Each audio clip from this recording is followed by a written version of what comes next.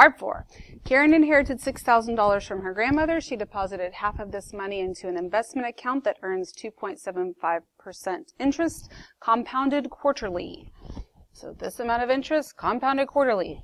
She deposited the other half of the money into an account that earns 4% interest, compounded continuously.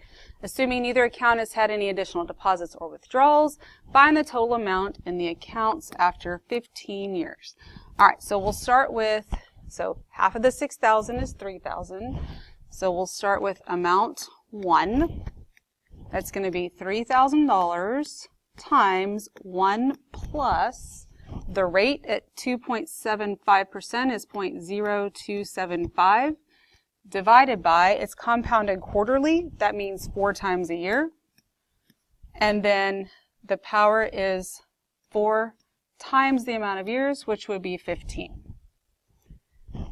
Then we're going to find amount 2. So this is that $3,000. This compounded continuously screams E. Okay, so 3,000 to the E, or times E, to the 4 times 15 power. Oh no, I'm sorry, not 4. The interest is the percentage is 4%, so it's 0.04 times 15. So then I put both of those in the calculator. The first amount is going to give you $4,525.38. The second amount is going to give you $5,466.36. When you add those two amounts together, the total amount is going to be $9,991.74. Okay, now the trig functions. We're going to convert degrees to radians, radians to degrees. This is just straight up using a little conversion factor here. So 198 degrees, we're going to multiply that by pi over 180. When you reduce and do your thing there, you're going to end up with 11 pi over 10. Negative 480, it's going to give me negative 480 times pi over 180. When you reduce and do your thing there, you are going to get negative 8 pi over 3. 2 pi over 9. You're going to multiply that by 180 over pi, right? Pi's cancel out. 9 goes into 9 once, into 180 20 times, and you get 40 degrees. Multiply this by 180 over pi.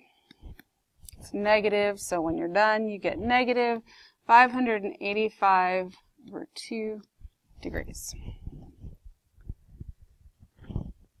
All right, we want to find the length of the intercepted arc in the area of the shaded sector for each one.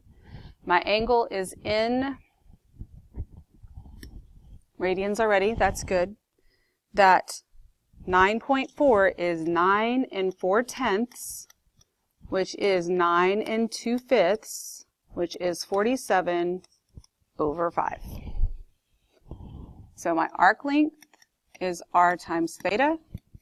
That is equal to 47 over 5 times 11 pi over 12. Once all is said and done, and you reduce all of that, you're going to end up with 517 pi over 66 meters. The area is equal to 1/2 theta r squared. So that's equal to 1/2 times 11 pi over 12 times 47 over 5 squared. Once you do all that, you end up with 517 pi over 120 meters squared. 82. This is not in radians. I need to get it into radians. So that is going to be 250 times pi over 180.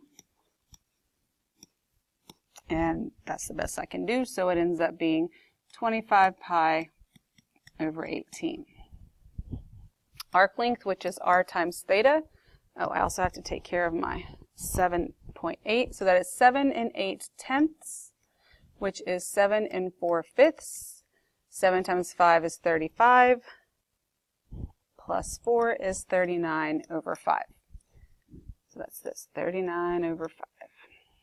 S equals r theta, so this is 39 over 5 times 25 pi over 18. So when you do this, okay, let's just slow down on this one a little bit here. Look at what happens. 5 goes into 5 once, goes into 25 5 times. These are both divisible by 3. This is 13, this is 6. So then I end up with 65 pi over 6 inches. All right, so then my area here, area is equal to 1/2 theta, which is 25 pi over 18, times that r, which is 39 over 5 squared. So this can become 1/2 times 25 pi over 18 times 39 over 5 times 39 over 5. Well, guess what? I can reduce this. 5 times 5 is 25. That's gone. 3 goes into 39 13 times. That makes that 6. 3 goes into 39 13 times. That makes that 2. So all that I'm left with in the numerator is 13 times 13. All that I'm left with in the denominator is 4 times 4. So I get 169 pi over 4 inches squared.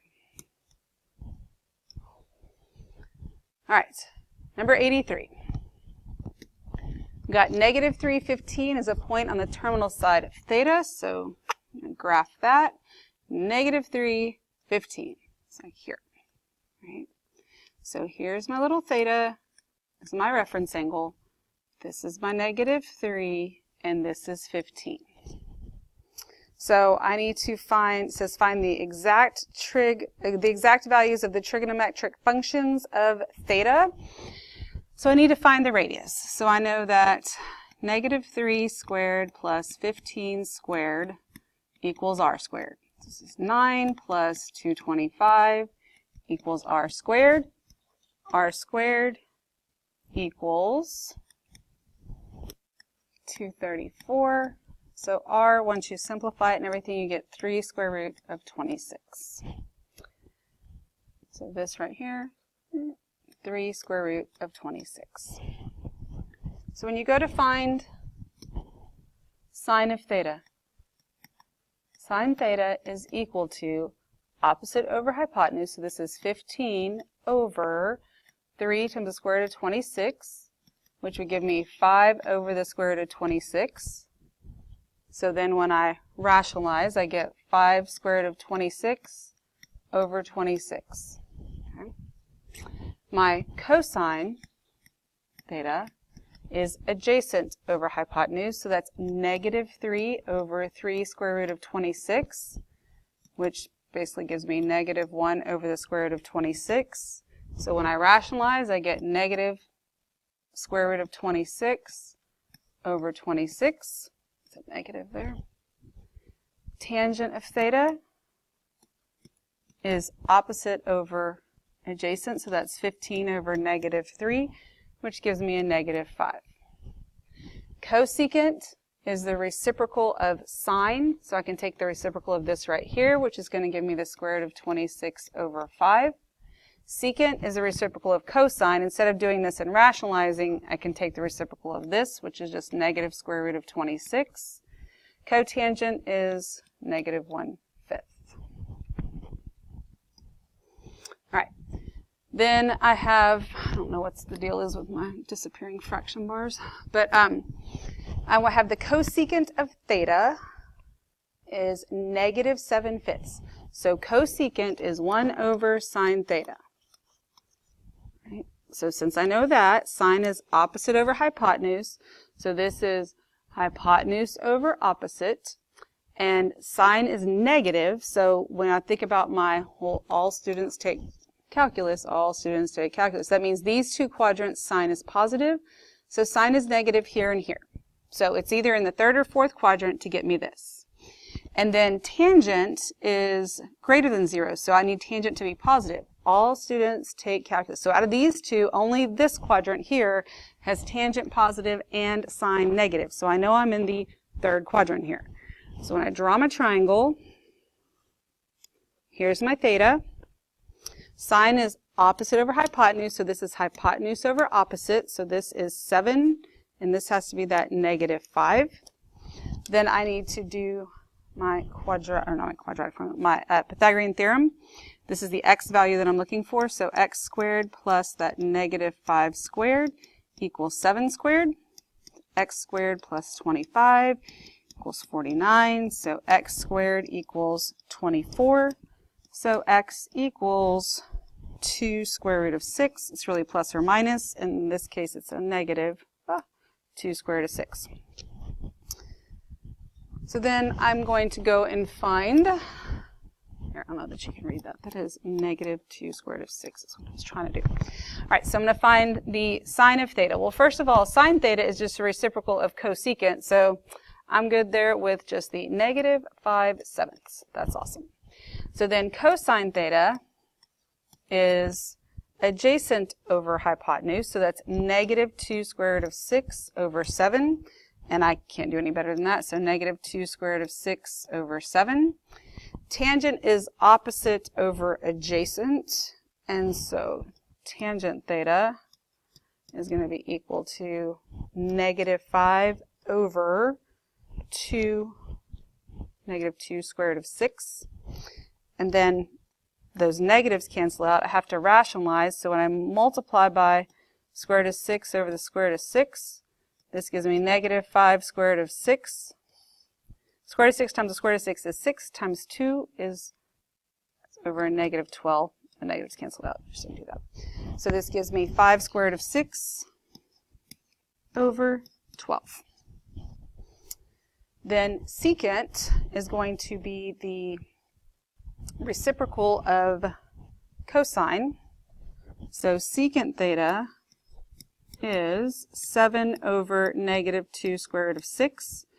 So again, I have to rationalize, and when I do that, I get 7 square root of 6, or it's negative, and it's 7 square root of 6 over square root of 6 times square root of 6 is 6, times 2 is going to be 12. And then my cotangent is the reciprocal of tangent, so basically I can just take the reciprocal of this, and I'll get 2 square root of 6 over 5. Okay. Now, this is use the unit circle to give the exact value of each trigonometric function. Okay, so the little things that I jot down here, I want you to know this is exactly what is on my key because it's what I do to reason through the process. Okay, sometimes, yes, I write down more stuff to have y'all write down more stuff so I don't lose you. But there's also thought processes that, that I have to go through too, that most people do when they're thinking through this, unless you just have that photographic memory. And right now I'm waiting for my board to respond, and I think, there we go. Okay, so I want the sine of 5 pi thirds. This is why this reference angle thing is so important. You want to tie everything to the first quadrant. If these are all my special angles, then if this is 5 pi thirds, my reference angle, guess what? It's pi thirds. It's really not that hard. So my reference angle, pi thirds. I need to know what the sine of pi thirds is, okay? Because I want 5 pi thirds, yes, but sine of pi thirds, I can use my little hand trick there, and that sine of pi thirds is going to be the square root of 3 over 2. So now all I have to decide is this my answer, or is the negative version of this my answer? And I decide that by which quadrant I'm in. And these quadrants are, all students take calculus. Well, this 5 pi thirds ends me up here in the fourth quadrant. All students take calculus. So the cosine and the secant are only things that are positive. So that means sine is negative in the fourth quadrant. Bam. My answer is negative square root of 3 over 2. Cotangent. Again. Dang. Cotangent of pi thirds. Well, my reference angle, guess what? Oh, it's pi thirds. And cotangent is the reciprocal of tangent. My ordered pairs are all cosine, sine. So when you do your hand trick for pi thirds, the ordered pair you get is 1/2 square root of 3 over 2, right? So if I wanted the tangent, it's y over x. Cotangent is x over y. So it is 1/2 over square root of 3 over 2, which is equal to 1/2 times 2 over the square root of 3. Those cancel out, so you get 1 over the square root of 3. So that gives me the square root of 3 over 3. And since this is in the first quadrant, everything's positive there. That's my answer. Secant of 3 pi fourths. So the first thing I need to think about is my reference angle. Reference angle is pi fourths. See how easy that is? Secant is 1 over cosine. Okay. So cosine of theta, or cosine of pi fourths, is the square root of 2 over 2. So I have to find the reciprocal of the square root of 2 over 2 to get secant. So that's 2 over the square root of 2. Then when I rationalize that, I get square root of 2. Then I have to decide, is this my answer or is it negative? So 3 pi fourths, which quadrant am I in? Well, this is pi fourths. This is 2 pi fourths, 3 pi fourths. I'm in the second quadrant. Is cosine positive or negative in the second quadrant? Well, you got that all students take calculus, only sine is, but also your cosine is your x value and your x's are all negative, so bam, it's negative. So then I look at the tangent of negative 9 pi fourths. Well, guess what? My reference angle, pi fourths. So tangent of pi fourths is square root of 2, well, it's sine over cosine, okay, because it's opposite over adjacent. Pi fourths, the ordered pair is square root of 2 over 2, square root of 2 over 2. So square root of 2 over 2 over square root of 2 over 2 gives you 1. So we decide, is this my answer or is it negative? Negative 9 pi fourths. Well, negative's going this way. This would be 4 pi fourths. Keep going, this is 8 pi fourths. So 9 pi fourths is down here. Is tangent positive or negative in the fourth quadrant? All students take calculus. It would be negative, so that means that this is a negative 1, and that is how I determine that. You can do well in this final. Make sure that you are prepared and that you have some confidence.